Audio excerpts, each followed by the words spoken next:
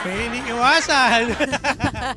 Oh, bueno, ito well, speak of riders sa lahat din ng mga panggapo natin. Oh, ito na, sa mga panggang riders natin, inaanyayahan po namin kayo ang lahat ng mga panggang nating riders itong darating na Huwebes, August 31, 2023, mula 9 a.m. hanggang 1 p.m. po para sa first ever Riders Day na gaganapin po sa ground floor ng E-Square Building, Green Hills, San Juan City. Dito yan sa office. Uy, naku, alam nyo ba, pwede kayong manalo ng mga instant prizes tulad ng brand new helmets, t-shirts at iba pa. Kaya ano pang hinihintay nyo mga Papa Riders? Sabihan na po ang inyong mga kapwa riders na makisaya sa ating Riders Day. Hatid sa atin yan ng Geely Helmets at ng 106.7 Energy FM. Yun, at syempre sa lahat din ng mga gelitista natin, huwag niyo pong kalimutan na available na rin po sa Shopee at Lazada ang Eagle Helmet. Sa legit Eagle Helmet lang tayo, Geely, sa Kalam.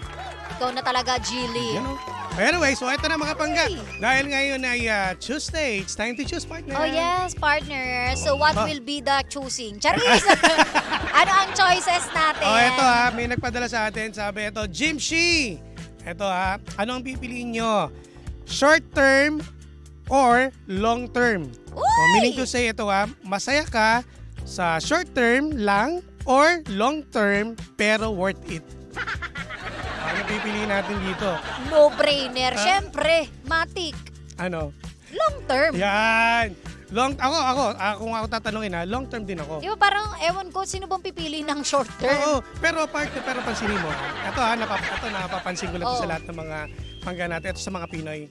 Mas gusto nila, ihalin tulad natin sa business, sa mga negosyante. Di ba kadalasan dito, partner, gusto nila yung mga short term, pero yung one time, big time, doon sila, yun yung mindset kasi karamihan dito na negosyo natin, yung mga negosyante, gusto nila yung papatok kagad. Pero sa panandalian lamang, hindi siya ganun ka, gulat to, ay, guwapo. Mahirap yun. Mahirap yun, di ba? Yung parang, partner, isipin mo o sige, may negosyo ka, pero one time, big time lang. Then the rest, wala na. Totoo. Diba? Wala nang kwenta. Kaya, kung negosyo ang pag-uusapan, kung negosyo. ano bang aspeto niyang topic, siguro yung tanong na yan? Siguro malawak tong tanong niya dito, partner Kasi kung sa panandaliang kasayahan, inalintulad ko lang sa negosyo Ikaw, kung sa ano mo? Kung negosyo kasi ang pag-uusapan, long term pa rin ang iisipin mo. Siguro, pwede nating sabihin yung short term, yung mga seasonal lang na tinda-tinda. Kunwari, kausuhan ng milk tea or kausuhan ng halo-halo pag summer. Maganda talaga yung short term. Kumbaga, at least bawi mo kagad yung kita, katulad na sinabi mo kanina. Pero kung gusto mo na makilala talaga sa business, syempre maganda yung long term. Tipong ang mangyayari sa'yo Jollibee levels, McDo levels, di ba? Hindi yung pang lang, seasonal. Ayun, tama. Nakuha mo. Kaya minsan talaga, partner, ito Ako, natutuwa ako na karamihan sa atin ng mga big time na, ito yung mga negosyante, mga talaga, mayaman na, partner Siguro, kung papansinin mo, kapag sila nag-explain sa kanilang experience in long term, parang iba naboboring, natutulog sila, di ba? Kasi nga, ang haba ng kasi nga long term Kumbaga, ibig sabihin doon, marami kang pinagdaanan na mga pagsubok at nilabanan mo yan, kinaya mo. Yun ang magandang Totoo. Example, kasi marami kang natutunan. Correct. Tsaka marami kang in-invest. Yes. Diba? Kasi may ups and down, di ba? Yes. Sa negosyo, ganyan naman Totoo. Yun nga, kung ikaw maliit lang ang budget or pang-capital at gusto mo win-win kagad, dun ka sa short term, pero kailangan brilliant ang utak mo dyan. Tama. Diba? Hindi pwedeng maglalabas ka ng pera, tapos, ano ngayon, summer.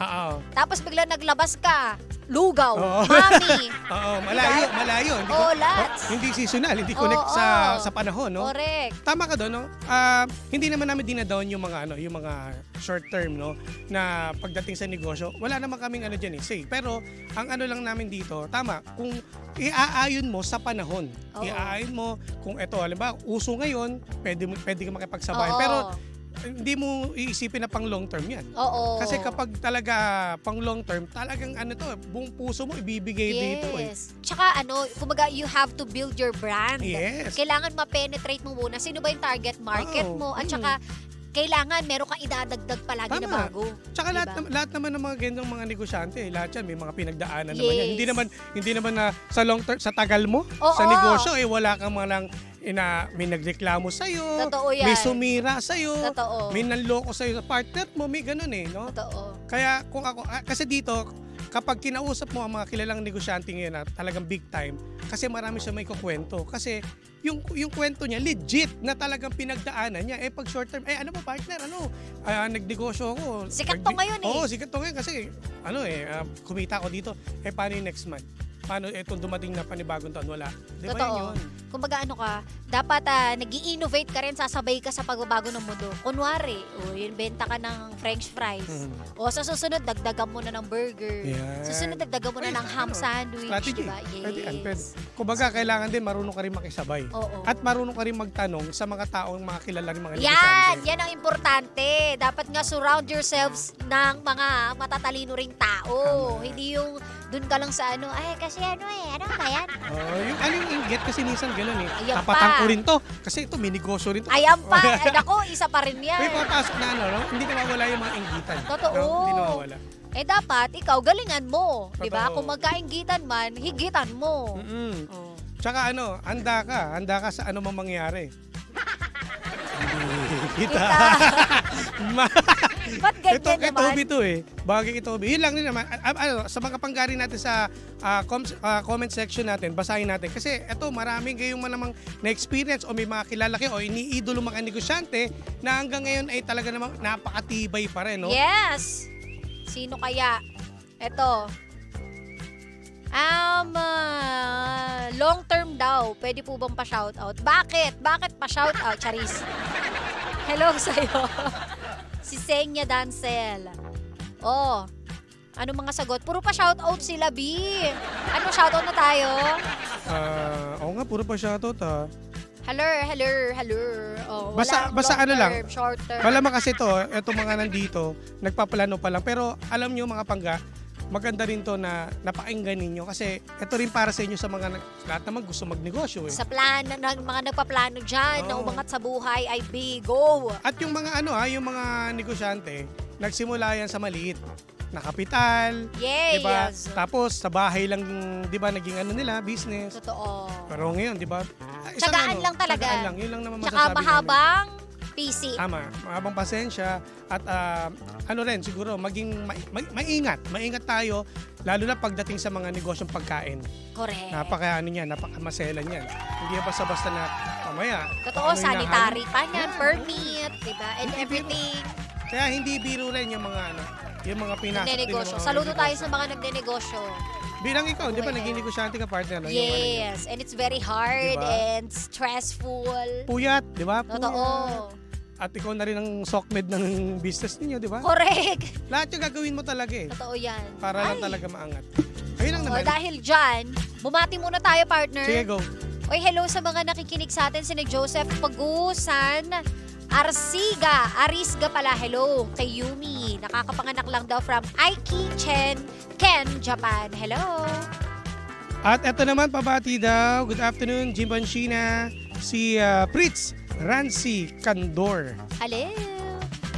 Senya, Yoli Ruiz, Rosie, Michelle Tariman, hello po. Ito si Rostum Cañete. Good afternoon po. Pa-shoutout naman po from Boracay, Aklan. Pati sa kasama ko dito sa work. Hello po yung mga taga Aklan. Yan, ingat po kayo lagi ha. Hello po.